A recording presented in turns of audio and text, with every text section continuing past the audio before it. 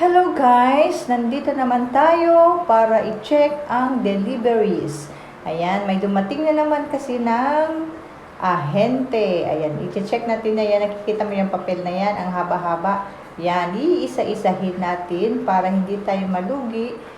Kasi ang kita ng sari-sari store ay kakarampot lamang. Kada items ay konti lamang ang kita. So, kailangan natin i-check ng mabuti. Ang kahalagahan ng sari-sari store. Ang sari-sari store ay nakakatulong sa pamayanan o community in English.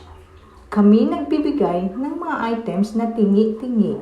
Uulitin ko, tingi-tingi. Ito ay malaking tulong sa kanila, lalo na sa mga taong hindi kayang bumili ng maramihan o sakto lamang ang kanilang budget. Nagbibigay din kami ng magandang serbisyo o maging madali ang kanilang pamimili ng malapitan at hindi na kailangan pang pumunta ng palengke, supermarket o sa malalayong lugar. Sari-sari store, ito ang karaniwang negosyo na makikita sa iba't ibang baryo. Maraming nagtatayo ng negosyong ito dahil maliit lang ang puhunan. Kailangan lamang ng dedikasyon, pagtatyaga at sakripisyo kung ikaw ay magtatayo ng negosyong ito. Kailangan mo din aralin ang mga nasasakupan o area bago ka magsimula. Iisipin mo din ang mga saleable na paninda o mga mabebentang items na tatangkilikin ng customers. Malaking tulong talaga ang sari-sari store. Ito ay isang mahalagang negosyo sa mga rural na lugar upang sila'y makatipid sa gastos sa transportasyon. Kailangan madiskarte upang labanan ang hamon ng buhay sa panahon ngayon. Worth it naman kung mabibigyan mo ng magandang serbisyo ang iyong pamayanan dahil ito ay babalik at babalik din sa iyo. Tiwala ang kailangan sa isa't isa. Ang maayos na pagpapatakbo ng sari-sari store ay profitable. Pwede kang kumita upang matustusan ang pang-araw-araw na gastusin.